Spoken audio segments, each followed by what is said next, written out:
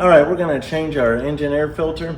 I recommend doing this every 10,000 miles. These things are very cheap, especially if you buy them off of Amazon. This is an Ecogard XA10486. I'll put a link in the description. So on this vehicle, the engine air filter doesn't require any tools, which is nice. So we're gonna go ahead and start off. It's got some instructions in there if you need them. So we're gonna go ahead and just open the plastic so we can get to it fairly quickly. Just gonna go ahead and set it out of there.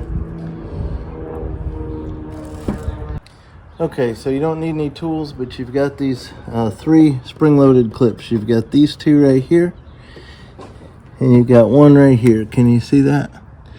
Right there, looks just like these 2. So we're gonna get this side one. So you're just pushing down with your thumb. These are a little bit sharp, so if you wanted to wear some gloves, that would be fine because the edge of that metal is a little bit rough. So once you release those 3, you can just kind of pry this open. You don't need it to open all the way, so don't make it harder than it needs to be. So now I can get to the old filter. Just kind of jiggle it out like that. Boy, that looks brand new. And that looks new. This has been in there 10,000 miles.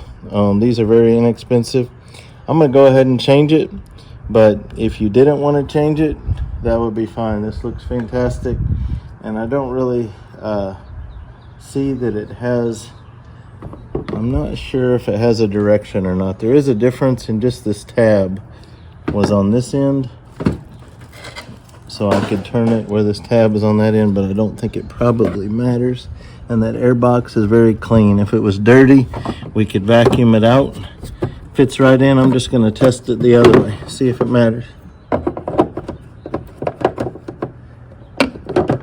Doesn't matter. Goes in, well, I say that.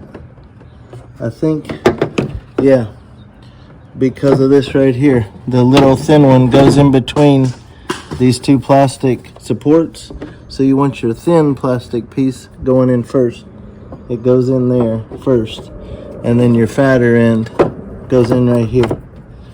So it does matter how it goes in. And then you just want to get your clips out of your way. And then you just kind of jiggle. If you can look right here, there's these plastic ends right here that have to kind of go down. So you want to kind of angle it down, get your back end pushed in like that, and then the front end goes right down.